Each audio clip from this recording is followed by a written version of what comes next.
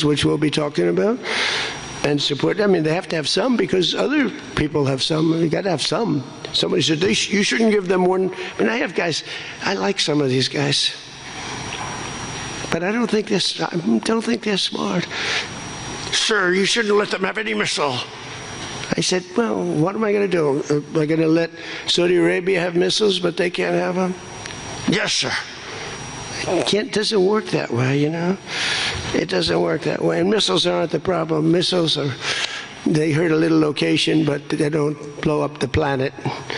So the Gulf nations will address the non-nuclear issues.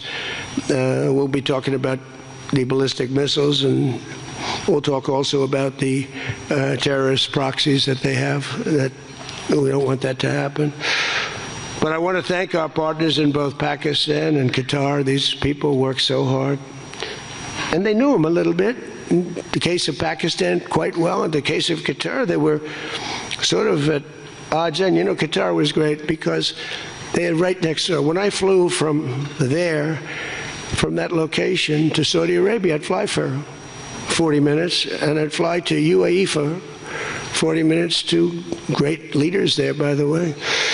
In the case of Saudi Arabia, the father's still alive and he's fantastic, and the son is going to be great.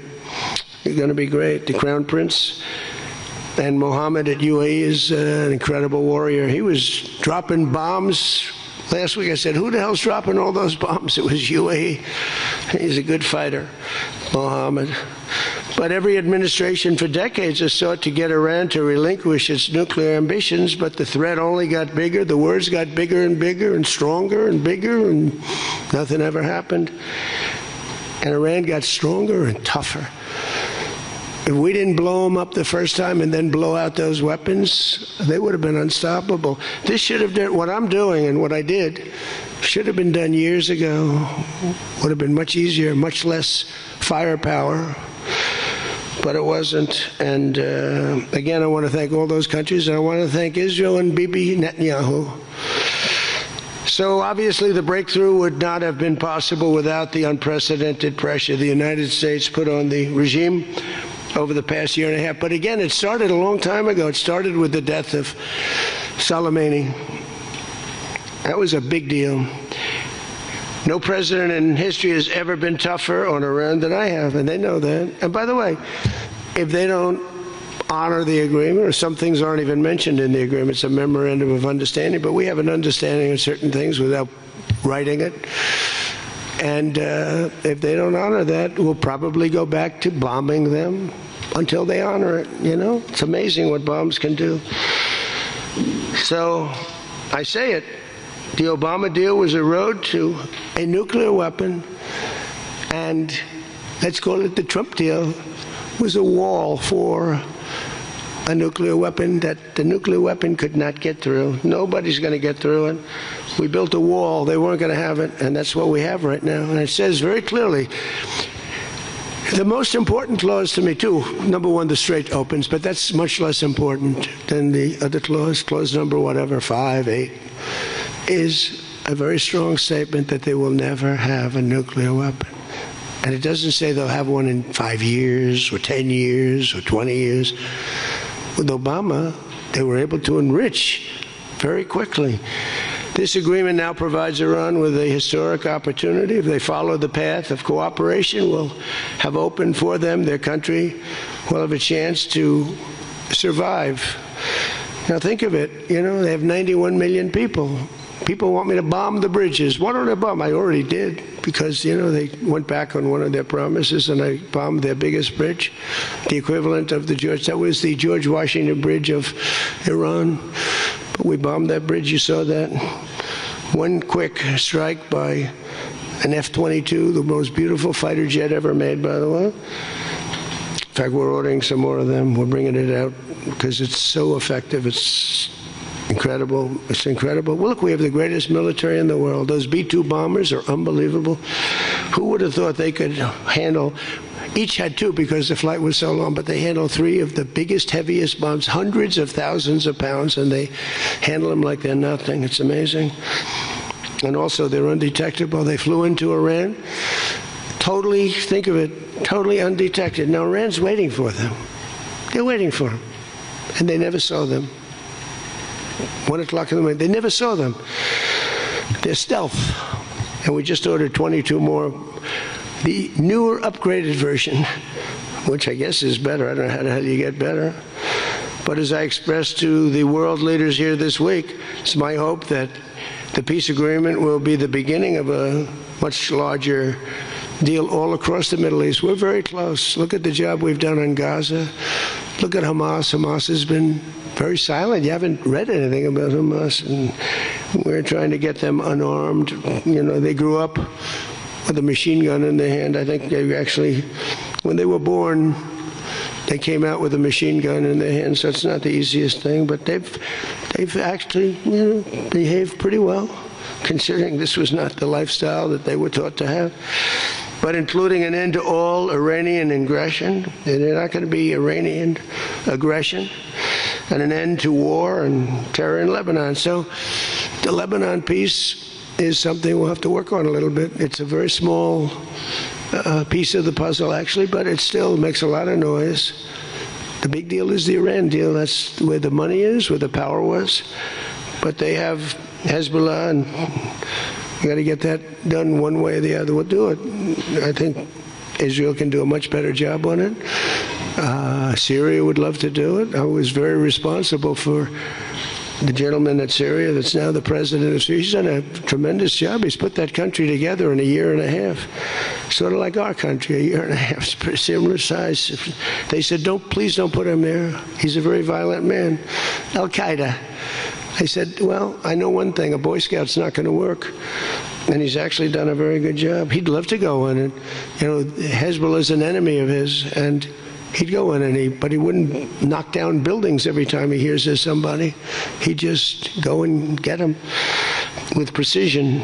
But I don't know that people want that. Maybe they don't. Maybe Lebanon doesn't. We have to be guided a little bit by Lebanon. And by the way, the president is going to be coming, Prime Minister, President, going to be coming over to see us very shortly, over the next week or two. Good man. He's, you know, man is living. What a tough life he's got, because he's got tough groups of people. And it's amazing. Amazing there is a Lebanon with all they've been through. They have been treated worse than just about, I think, anybody. Disrespected incredibly. So the expansion of the Abraham Accords is the other thing that we hope we're going to get. And I think Saudi Arabia, if they lead the way, they'd be doing themselves a big favor, because everybody that's in it, UAE went in right from the beginning. Again, he's a warrior. And they never got out. Nobody ever got out. You think maybe during the war, they were all afraid of, everybody was afraid of Iran. And that's why we ended up with the original members. But then when the election was rigged, that's right, and I wasn't here at all, nobody cared about anything. The country went to hell in every way. That was the least of it. Middle East was the least of the country went to hell, allowing 25 million people into the country, unchecked and unvetted, many of them criminals, many of them murderers, 11,888 murderers allowed into our country. So this was the least of it. But the past 2 days have also provided an opportunity to discuss a number of other key issues with members of the G7 and our partners. Yesterday morning, we had a productive conversation on the war in Ukraine. I spoke with President Putin. I spoke with President Zelensky, and he was there. And President Putin I spoke over the phone with. And something's going to happen. They're losing a lot of people, a lot of soldiers are losing soldiers. Both are losing a lot. Russia's losing more because they're the offensive ones. And when you're offensive in war, you lose more. Pretty simple. But I provided an update on my call Sunday with President Putin and expressed my continued hope. We had a very good conversation with President Putin and a very, very good conversation with President Zelensky. I think they both want to do something. They just don't know how to do it. They want to do it, they just don't know how. In our session yesterday afternoon on international partnerships, I offered an update on how the United States is leading the world in responding to the Ebola outbreak in Africa, sending $375 million in aid so far to help stop and contain the crisis at its source, and we've done great. I was with the president of, a couple of presidents came over, by the way, from African nations, and they were so happy with what we did. But where it's unfair is we gave $375 million. The rest of the world gave essentially nothing, maybe a couple of bucks, but nothing. And they were all saying, thank you so much. And I think they've done a good job. It's a terrible thing. Ebola is a terrible thing. That's an unbelievable one. Fortunately, it's not like COVID where it's that easy to spread around, but it's rough. And we've done a good job. We've moved people to certain quarantines, certain locations. But today we also had excellent meetings on the economy and artificial intelligence, which is amazing what's going on with that. It's going to be the biggest thing ever. We have to be very careful with it. It's both great and could be bad. We have to be careful with it. But we're leading China. We're leading the world on that. We're allowing them to do their own electric plants because they need, as an example, those buildings are so big. And they're not taking the community's electricity. I gave them the right. It's my idea. I gave them the right to build electric plants like Con Edison in New York. Dig we must. And they've come up with plants that nobody's ever seen anything like them. Those are by very high IQ people. So they're actually building electric plants.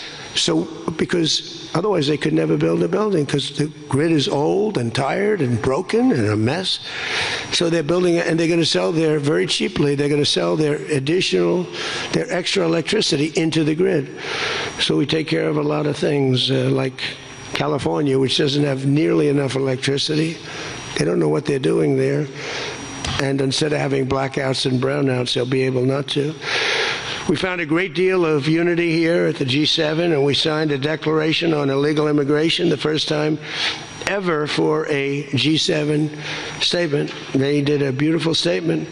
We signed other agreements to step up and to really coordinate and spend a lot of time coordinating drug trafficking and the stopping of drug trafficking, which is crazy. It comes through Mexico, comes through the southern border, the little that comes through.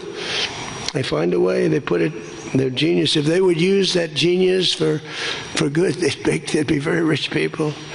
They have it in engines, they have it in hubcaps, they have it in areas you wouldn't even believe. They have it in the structures of cars. Most incredible thing. But we've done a great job on it. We have drugs coming through the border are down 61%. Drugs coming through water, the sea, ocean, sea, Gulf, down 97.2%. That's the ones that get hit. Just like we hit the Iranian minesweepers and mine droppers, they call them. They dropped. Who would have 28 mine droppers? Who has 28 mine droppers? They actually had them, but they don't have them anymore. We hit them just like we hit the drug dealers. But drugs are down by water 97%. And over 60% they're down, and now we're going to go and focus on the land. They come through Mexico. Mexico has lost control of their country. The cartels run Mexico, and it's sad. And the president's a very good woman, but she's a very scared woman. The drug cartels are totally running Mexico. It's not even close. We agreed to accelerate our efforts to secure our critical minerals and rare earth supply chains, where we have great companies really going to town. We're going to give everybody a big run because we do it better and we had to get motivated. The G7 also agreed that the United States' new approach to international development based on the private sector investment is working at levels that they never thought possible. It's really working. I held a number of very positive bilateral meetings, including with the President of France. It was a very good meeting, actually. The Emir of Qatar, Sheikh Tamim, who's, I tell you, I wish I could really know the guy. You know, some people say, well, he lived in that neighborhood. You can't be saying things that you'd like to have him say. He was fantastic on this, and he's been a fantastic guy in terms of energy and getting energy out there. President of the United Arab Emirates, Mohammed bin Zayed, who's an amazing warrior. President El-Sisi of Egypt. Prime Minister Modi of India. We spent a long time together today. I spoke to Mohammed, I spoke to the Crown Prince of Saudi Arabia a number of times. They're all so happy that they're still, you have to have them happy too, you know. We're using their airports, not that they could stop us if we didn't want them to, but it'd be nice that I went to get that little sucker. But I missed. I hate missing. But we spoke to all of them and many countries all over the world. So every country, I think Israel too. Look, think of what Israel's getting. They're not going to be nuked. It's very simple. I told Bibi, your biggest risk was that they drop a nuclear weapon into the middle of Israel. They'd only need one, and there would be no more Israel. Think of it, Bibi. You got the best, the most important thing that you were asking for is that. So I think they're happy. Some people are going to be, not him, but there are some people, some writers, some that I thought were friends of mine, but I don't want them as friends anymore because they're either stupid or they're bad people. But we stopped nuclear holocaust, and it stopped too. I mean, there's not going to be any of that.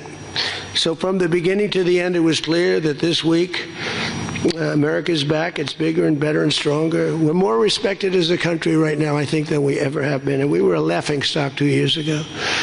They would laugh at us. We had a man that should have never been there. You know that. A man that would walk up to a podium once every year, and they'd ask him, what flavor ice cream do you like? I like vanilla. Then he'd try and find the stairs, which he couldn't find most of the time, and he'd leave. This is very unfair reporting. And then you said you didn't know about that. You didn't know there was something wrong.